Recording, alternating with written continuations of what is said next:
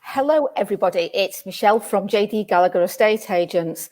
And as we're still in lockdown, I thought it'd be really great to have a chat with some local businesses who can give us all some really helpful advice. Yesterday, I did a little test run with this with my colleague, and today we have our very first guest. So introducing, here we go. You can introduce yourself, Paul. Hi, everybody. My name is Paul Brett-Smith. I'm an independent financial advisor, and my company's PBS, Independent Financial Advisors in Lancaster. Perfect.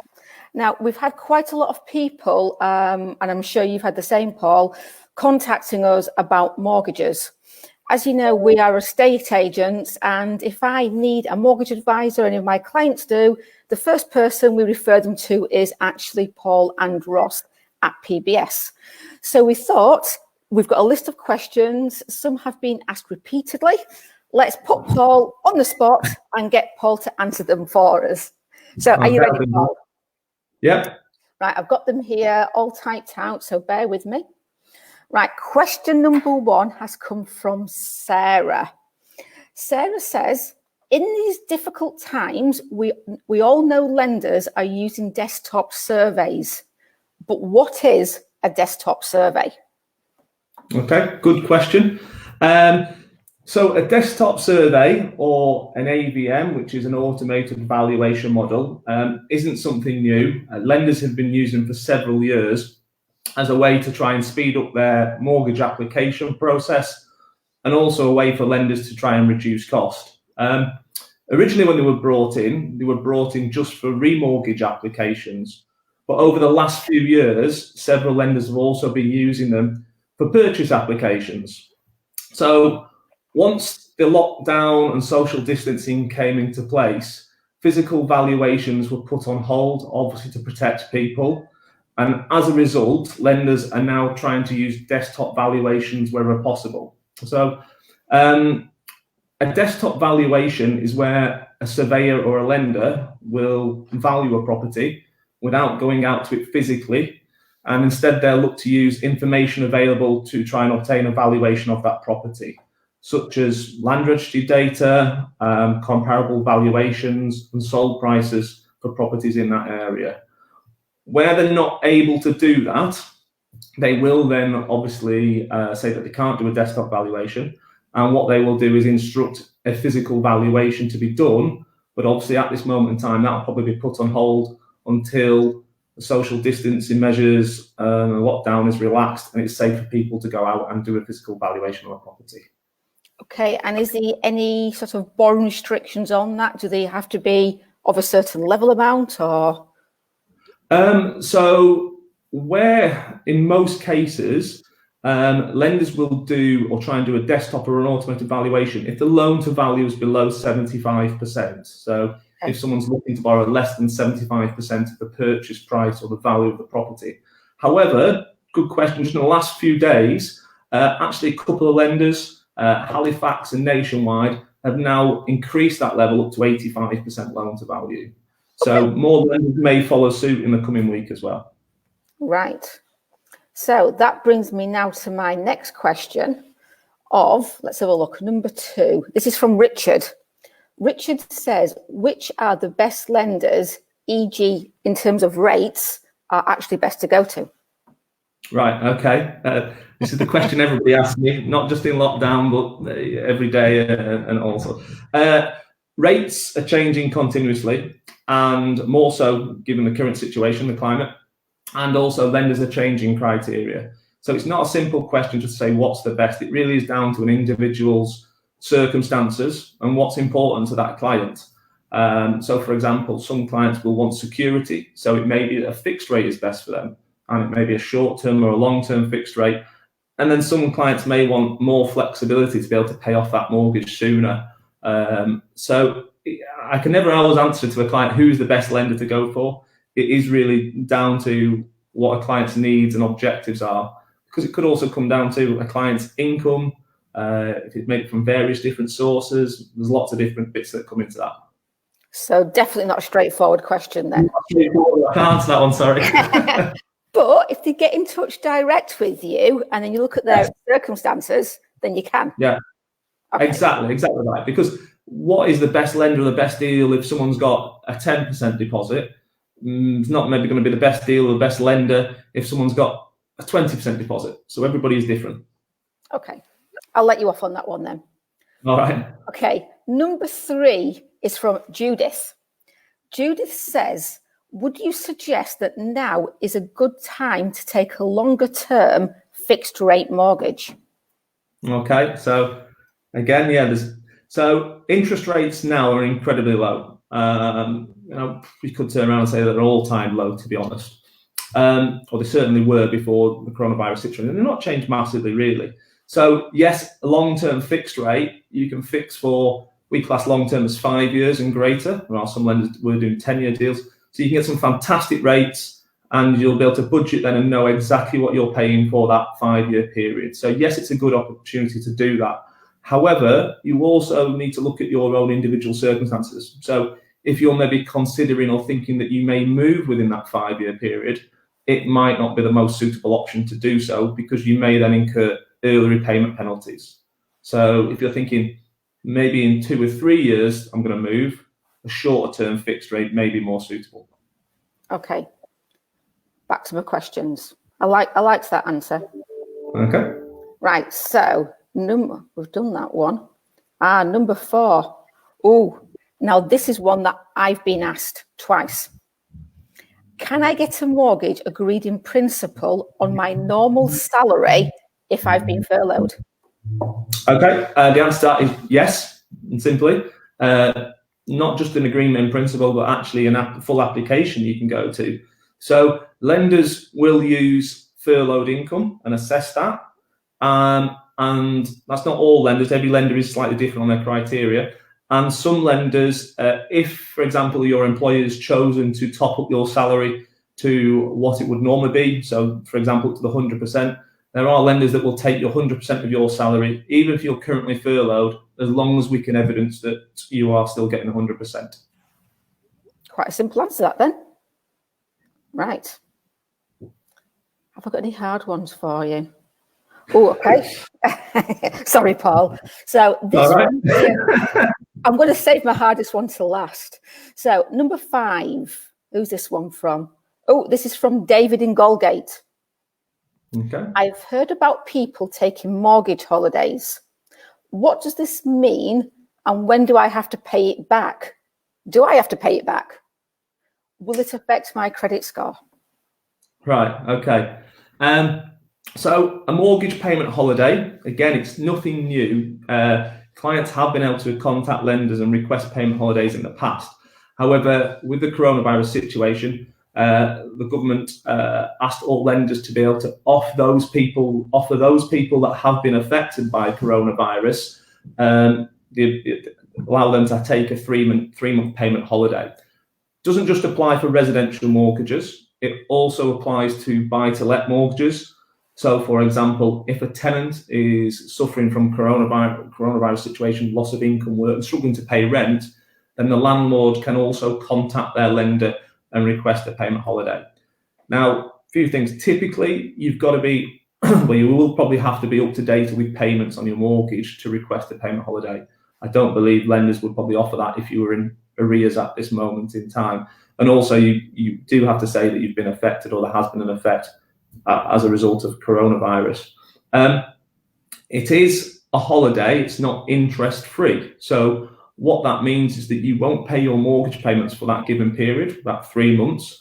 However, the interest that would have been charged over that 3 months is charged and it's added to your mortgage, your balance. So as an example, if you've got 20 years left on the mortgage, that interest would then be paid back over that next 20 years. There's a few things people really need to be aware of in doing this. So the first thing is do not, and I can't stress it, do not just cancel your direct debit or your standing order to the bank.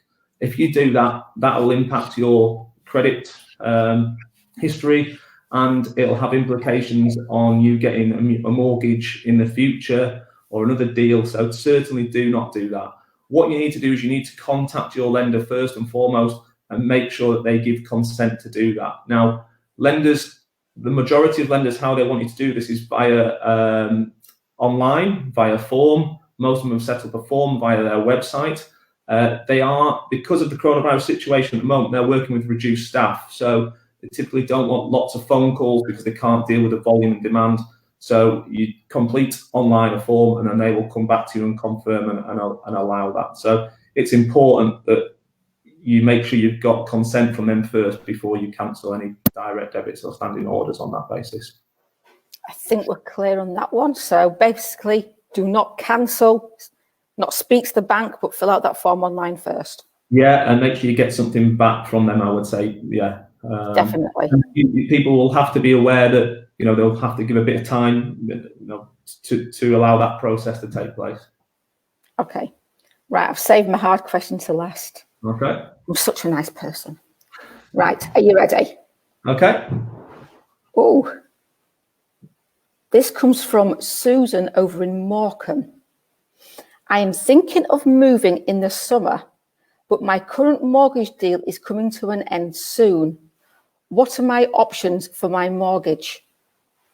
Okay. So if she's on a current rate at the moment, she's probably most likely been on a fixed rate and that rate's coming to an end. And if she's taken that fixed rate out in the last few years, it's probably quite an attractive interest rate, relatively maybe in the region of 2%, give or take, plus or minus.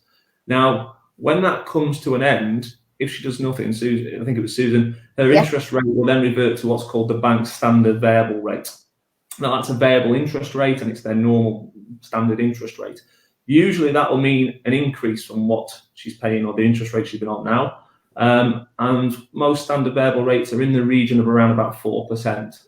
So as a consequence, her monthly mortgage payments will increase. However, with most lenders, when you're on the standard variable rate, you're not tied in to stay with that lender. So if you're thinking of moving, it's not a bad option to be on a standard variable rate because there's no early repayment charges. You can sell your house, pay off that mortgage, and take out a new mortgage on the new property.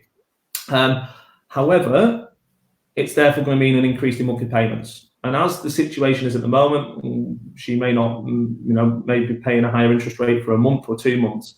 So there's a couple of options. Your existing lender will offer you another rate to stay with them. And that may be an attractive fixed rate or low rate or at 2% again, or in and around that region, depending. However, you just need to check regarding early repayment penalties. If you're thinking of moving, ideally don't want any early repayment penalties, although even a fixed rate, it will be portable, so you can move it. Or potentially there's another option. There are lenders out there with other rates out there with other lenders where they are offering deals that have no early repayment penalties. So if she comes to an end of a deal, she could remortgage and move to another lender and take a rate out with them that's an attractive interest rate, and has no fees and no penalties, and then that allows her the flexibility to move, when she chooses. Okay, so I take it again, that's very much like an earlier question where individual circumstances need to be looked at closely. Yeah, very much. That's something you obviously, it's what you do all the time, isn't it? So yeah, every client is different, and every person's got different needs and what they're looking to try and achieve and what they want to do. But there are options out there that will hopefully keep those payments down, but allow them the flexibility to move. Okay. Well, I only actually had 6 questions sent this week, but if anybody else has got any more questions, send them in. And I'm sure Paul, if I ask him nicely, will come back on and answer those questions for us next week if we get any more. Oh, wait a minute, Paul, we've got a question. Right. Paul, could Sharon also do a tracker rate with no penalty? This is from a gentleman called Nathan. Yes, there is. So there is tracker rates available with no early repayment penalties. So there is out there with lenders, yeah. Okay, thanks for that question, Nathan. So yeah, if we get any more, if we arrange to catch up next week, and then we can see if there's anything else we can help with. Obviously, anybody watching, Paul is an expert in his field. We've worked with him for how many years now, Paul?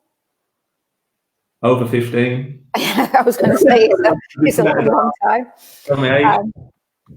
I was trying to think, how old Oliver is and then how many years to answer that. He's 13 now, so or 13 next month. So it's 15 plus. So, It's going to be a teenager. yeah. Teenager on your hands. So if anybody's got any questions for Paul, by all means, his number's running across the bottom of the screen.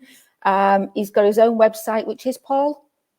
It's www.pbsfinancial.co.uk. And you've got a Facebook page as well, haven't you? We have, yes. Yeah. Yep. PBS Independent Financial Advisors. I'll get them both tagged into the comments below afterwards.